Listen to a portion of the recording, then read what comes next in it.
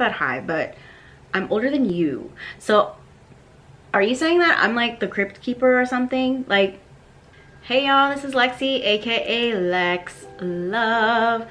I am back with another reaction video, and I wanted to do one on Jackson's Dive Studios interview. I know y'all don't want to look at me for a whole hour, so I just broke it up into the parts that really stuck out to me, or the ones that I thought were most interesting, okay? So let's start. You do in the comment section. Please drop you do in the comments. I do. Say yeah, I do. I do. But I'm very curious, like so many follow-up questions to that. Mm-hmm. You mentioned that you went through a lot of things, you know, Yeah, to the man. extent that you were comfortable with, right, sharing. Like, what were some of the things that really made you be like, I need to take a break? Like, what, you know, relationships or friends or whatever it may be, like what were some things that really kind of took it out of you or took you to a dark place or a good place or whatever it may be? It was a very dark place. It was a very dark place. I think mainly is because I felt numb, and I feel like I'm always compromising. I'm always compromising, and I feel like I didn't really have healthy, the right fit, people around me.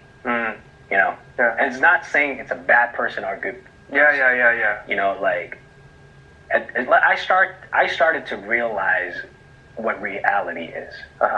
Like that's when it hit.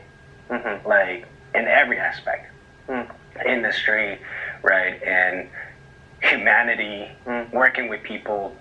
You know, there's personal relationship and there's work. You know, like I'm not good at it. You feel me? And I was witnessing that, and I felt like I couldn't take it anymore. Yeah. And I guess you probably had to say goodbye to some people, or like bring new people in, or like all those things. It's not a goodbye. What was it? Are we gonna get deep into this? I mean, you don't have to, but look, you want to be real too, right? I'm very real. Yeah. More real than your get real. Right? Your get real is not really real sometimes. You feel me? Oh Very my God, real. whatever. Right. But no, only to the extent that you're comfortable. But I'm asking because I think, you know, you are very open about those things, and you're one of those few artists that does not have the fear of saying this is what life is. You know, and I'm sure that's going to be reflected in this new album, and those reflections and those thoughts lyrically will come through as well. And so I was just curious, but like for example, you know, everyone's trying to say, hey, find the perfect team, find the dream team or whatever. That's one of the things that I realized. There's no such thing as best team. I think, like, I got dream, you got dream, right? We happen to come together. I think it's more about what I realize is finding the people that shares the same similar value and vision with you. Right. You get me? So I think I was more in a loop of a cycle, a bubble of the people that weren't thinking the same thing as I was thinking. Yeah. And you know, obviously, you know, as artists, you know, what do we know about financial stuff, right? We don't know. We know, but we don't know. Yeah. You get what I mean? So I think there are a lot of open room for people to come in and do things if their intentions were bad. Yeah, so I witnessed all that. Yeah. Dang, that's a lot. I'm sorry that he had to go through that. I know that was not easy, and I know that was very stressful. I don't know, I feel like I'm gonna be repeating myself because I feel like I said this before. Like, it's good to have people around you that have like the same visions or same artistic vibe as you, or I said something like that. I can't remember what it was, but I mean, it's important because that can just cause drama, that can cause tension, that just causes unnecessary things to be happening that don't need to be happening. So I'm glad that he has found better people for his team, even though he later on says that he's his own manager now. So props to you. Happy for you. Love that for you. Right, so what is Magic Man? For people. Wait, I'm getting okay, brother. Shut up. I'm getting to it, brother. And I'm saying, and then Magic Man 2, I'm explaining that. Got it. And Magic Man 2 is an adjective of my internal emotions. So everyone has like, for example, today I meet you for the first time. I know who you are. Hey, I'm Eric. Hey, Jackson. I'm Jackson. We might get close and we might become friends, but I know you, but I don't know that. Like, who are you here? Inside, yeah. And I feel like that is like a name for me. And I think that is, whoever this is for me is Magic Man. And that was during my era of a couple of years where I saw nothing but darkness. Yeah. But I didn't want to, but relatable. I always avoided it. That's why he started to rot and, become who he is. Yeah. And I think that Magic Man 2, I'm explaining that. Got it. Yeah. So that's going to be the end of Magic Man. Got it.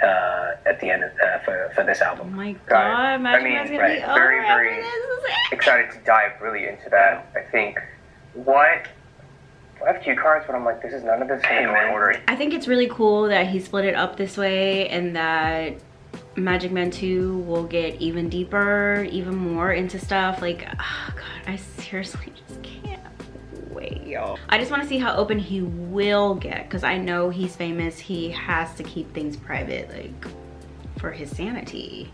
I even have photos of this, Hey man, that's like the iconic. 10 years ago? I don't know, but it's all over my algorithm all the time. At that time, look at my face right there. No. Look at my face right there. It is the same. I can still resist gravity. look at my face real quick. Show it to the camera. Look at the skin, man. That's insane. It's glowing skin. I beat gravity at that time. And after 30, I'm like, okay, you got me. No. Let's see. What?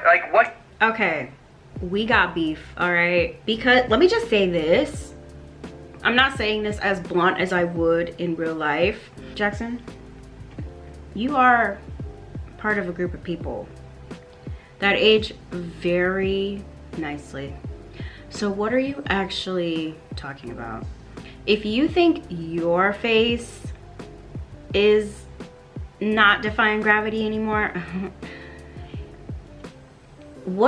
I'm literally I'm in my 30s as well. Not sure if I should say the age. I mean, it's not that high, but I'm older than you. So are you saying that I'm like the crypt keeper or something? Like, I'm taking offense to what you're saying, because if you feel like your face is defying gravity, what am I? Your face looks great. Skin glowing. Popping. Like, what are you talking about, sir? You look amazing. I must look like the crypt keeper. I don't know. I can't. I truly can't. I mean, granted, I'm not that much older than you, but still, like, okay, next. The self-serving one. Yeah, right. And also the first song, that's like the intro of the album where I'm explaining the narrative and reason why everything is what it is for Magic Man. It's really like narrative based. Got it. And whereas the intention was making the song feel like a soundtrack to a movie. Right. So you focus on the narratives. Got it. Yeah. So you are obviously a very creative person, a very ambitious person. I love that. And it does sound like a soundtrack. I'm going to expect a lot of great visuals from you as well for this album. I mean, I think it's let me repeat, it's a self-serving album. Yeah, I'm curious, what was that? I personally like that this is a self-serving album. Do what's best for you. If this was a part of your venting sessions, since you said that you took stuff from your diaries, like, I love that for you. That's such a great outlet, and I hope you are proud of this album. Truly, because you should be if it's this personable to you. Can we look forward to truth, man? Truth, like what I think. Just all the songs. Sometimes I feel like even looking back at Magic Man 1 or all these songs in the past, like I said, I don't have that deep connection with it. Some were cut because I like, you know, it was given to me, and some were like, I made it because I thought it was cool. What I realized in last year was, what is cool? Like, what does it even mean? So I'm like, okay, maybe that what's more suitable and what's the truth, that will be like irreplaceable. What is your truth? In Measurement 2. Like, what, that's such a very broad question. I know, we bro. just keep. I want to dive into it, but like we can't talk too deep because it's before that. That's true. In what way? I think So that's a what's broad truth question. and like what makes you really happy and fulfilled, and what drives you. And this album is about humanity. It's about relationships. It's about all these different things, right? And I'm just sharing my scenario. Exactly. But I think that is still your truth. That is still your life. If you were to distill that into certain takeaways or lessons that you're like, because I imagine if you're writing for a year, you're spending, I'm not going to work for a year. I'm just going to write. I'm going to be reflective. I'm going to travel, and I'm going to spend time with writers to talk about my feelings and all these things. What have you grown to understand about yourself? Or about life, or your philosophies on life, and have they changed or shifted at all? A lot of things, man. I feel like there's like the parents, family thoughts, and there's like industry thoughts. That's, for example, we're talking about industry, right? The biggest change is I don't have a manager anymore. Yeah, I'm my own manager. Yeah. And I feel like not every artist need potentially a manager, like in that.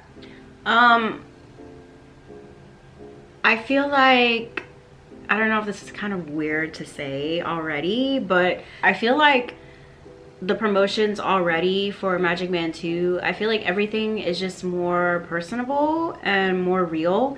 And I'm sure that was done on purpose. He's doing more things with like content creators, and I think that's really cool. I feel like that's kind of more personable in a way, and it can be more relatable to some demographics of people.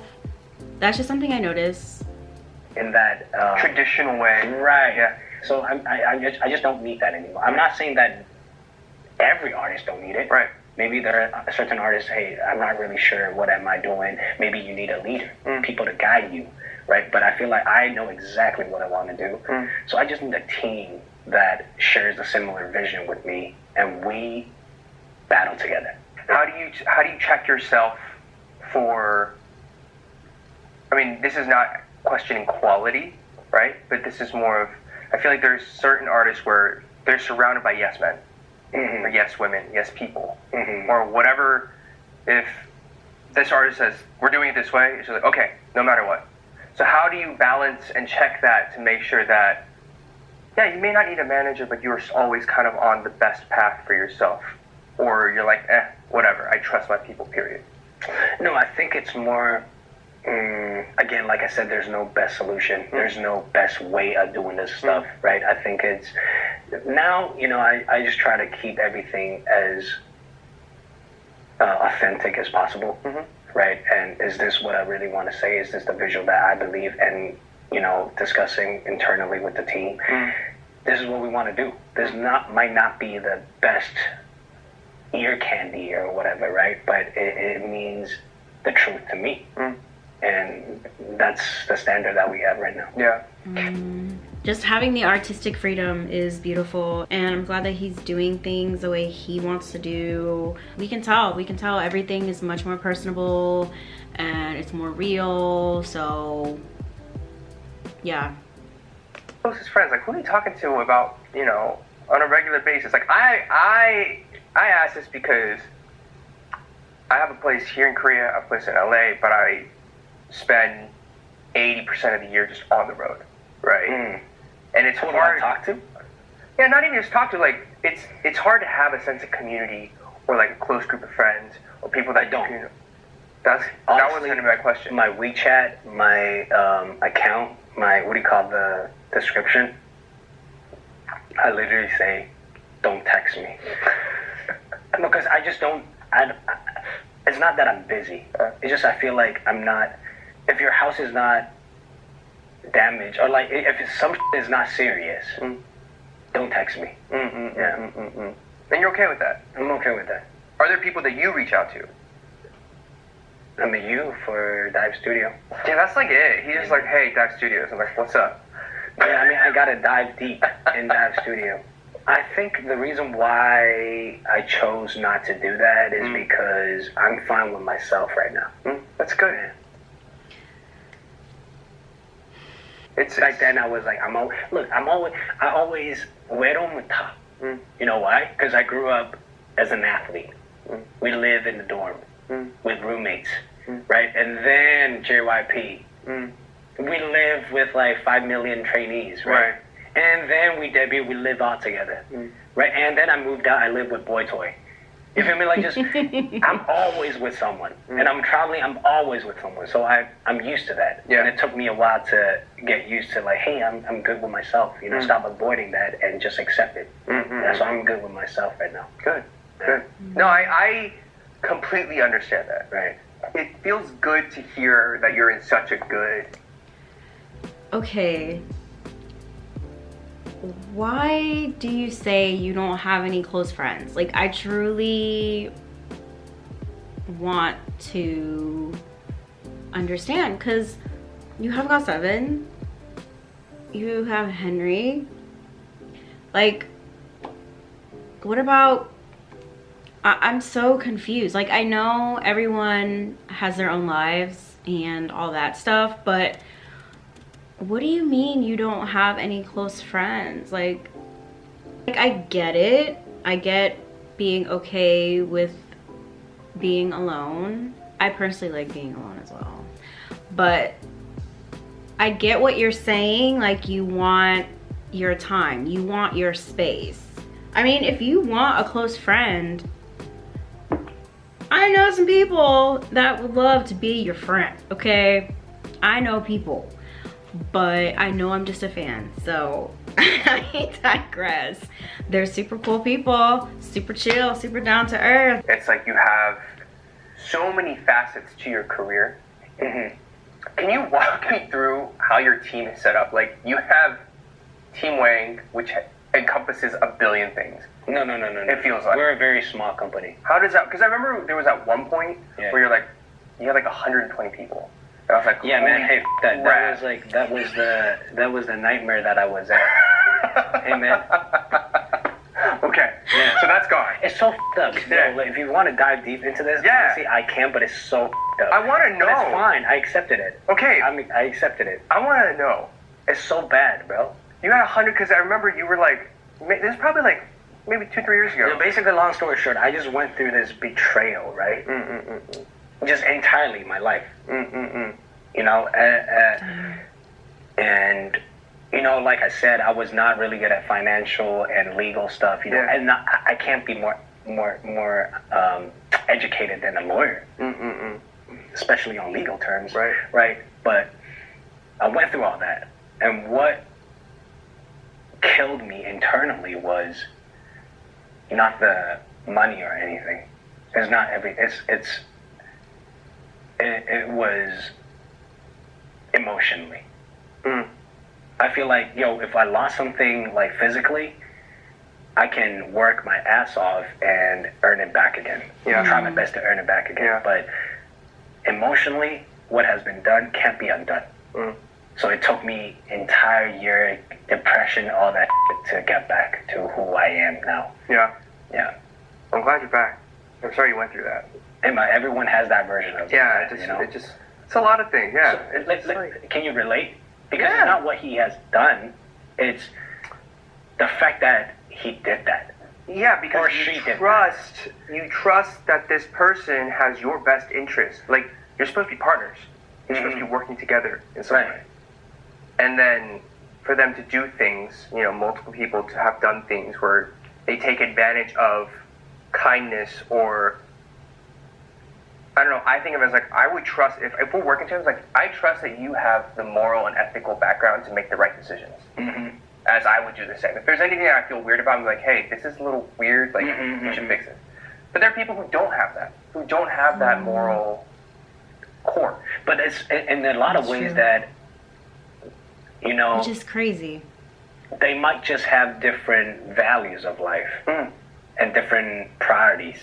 Yeah. Right? And that's what I thought too, you know, after reflecting on all these things, I feel like a lot of time, you know, bad people don't think they're bad people. Yeah. You feel me? Yeah. It's just like different It's approach. true. That's why I And think they're always at the top. What is important is to work with people that shares a similar vision, similar dream, value. Yeah. Yeah. No, makes sense. Hey man, what are we talking about right now? I don't know. We're talking about random shit. But my original question that was going to try to go to was the fact that not only are you doing music, and I don't even know what you do in China because you do a million things in China. No, I don't. What do you mean? Just Team Wang, like this Team Wang team, Jackson team. And then there's Team Wang Design, just their fashion stuff and lifestyle stuff, and that's it. That's two things. You say a billion things. It's two things. One Team Wang Records and one Team Wang Design. Got it. So you've kind of you've done this. Yeah. But even there, you're doing stuff now with Nike. You're such a nice person. You put your trust in people, and then for them to betray you, it's insane. This is why I have trust issues. This is why. It's so hard to trust people. This is why I have my guards up when I first meet people, because people will always show their true colors eventually. If you ever have reservations about someone at first, remember that and just play it safe. That's what I have learned. If you have reservations about somebody, if their energy feels off, if their vibe feels weird, take care of yourself. Keep it cute. Not everyone is here to uplift others. People are very selfish, and sometimes you gotta find out in crazy ways, you know? Just protect yourself. Protect your soul. I don't know what to do. Like, I just don't know. I wish I could work in Korea.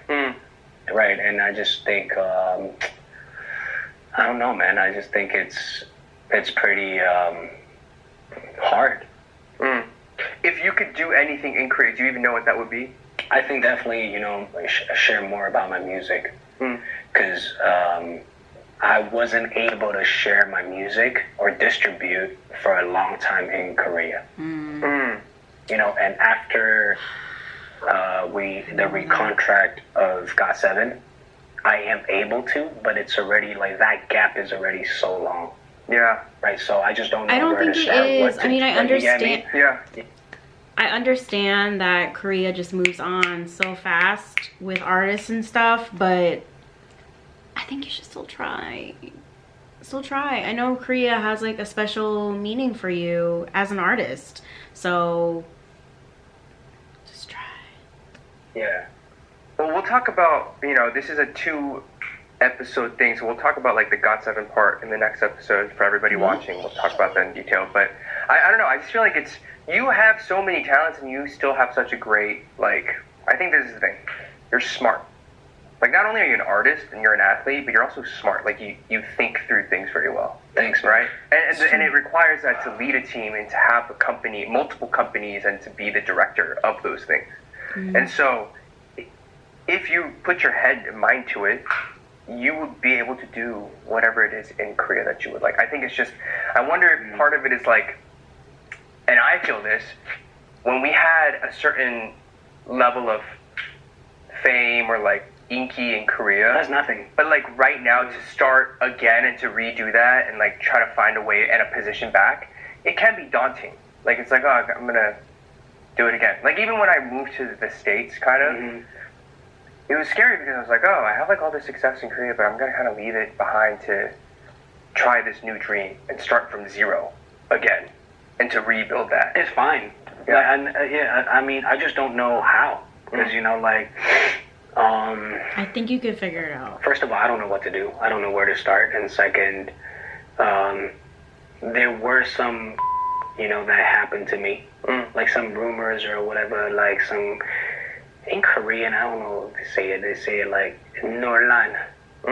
Right? Whatever, right? There's some things, which I knew after 2 years.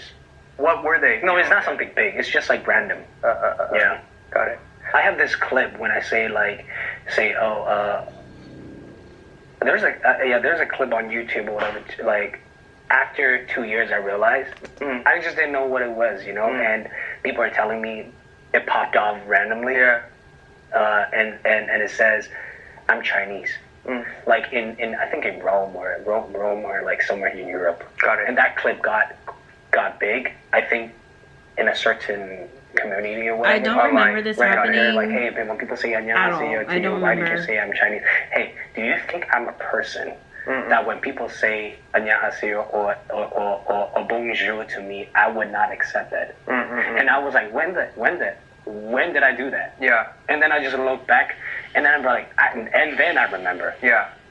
First of all, I was walking on a street, right, until to my hotel or whatever. Yeah. This person asked me like 10 times. What? I remember like more than 10 times. I said 안녕하세요, bonjour, like everywhere, konnichiwa.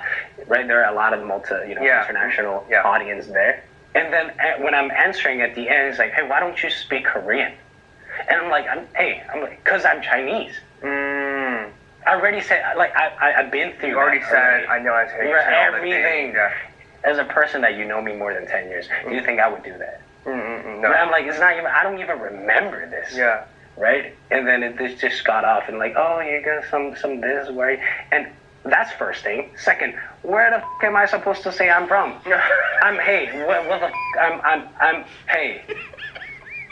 I'm Singaporean. It doesn't. You feel me? So where am I gonna say I'm from? Yeah. You know, so I just think like this is ridiculous. And the more crazy thing is, I noticed this after a year and a half, 2 years. I'm like, shit, this is an issue. I don't remember like, this happening at all. Like, do I have to address it? Do I not? Yeah. And then do I have to go back and say? But it would be random too if I go back and talk about it. Right. Know, so like, yeah. I mean, context. I've asked friends about it, and they were like, "Oh yeah, I remember that happening." I was like, "I truly do not." But what do you expect him to say? Honestly, he's from China. Like, yes, he started his music career in Korea, but he's from China. I really don't understand the issue, but I don't know.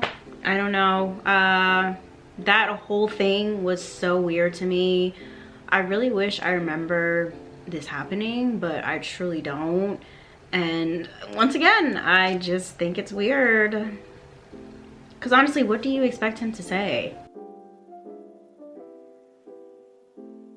Okay, those are the parts that stuck out to me the most and the ones that I just wanted to share my thoughts on. If y'all have any other like opinions about the interview, please let me know. I want to know y'all's thoughts, even though people don't really comment on this, but it's okay. Y'all like it as well. I thought it was really nice. I feel like he got pretty open, pretty deep, but still kept it cute and private. Still kind of side-eyeing you for like the whole age gravity comment. I just want to clarify that I am joking when I say I have beef with this man. I feel like no one can say anything on the internet anymore, so I'm just here to clarify, okay? I'm a very dry and sarcastic person. I mean, granted, I'm like, what? But this is I'm joking, okay? It's a joke.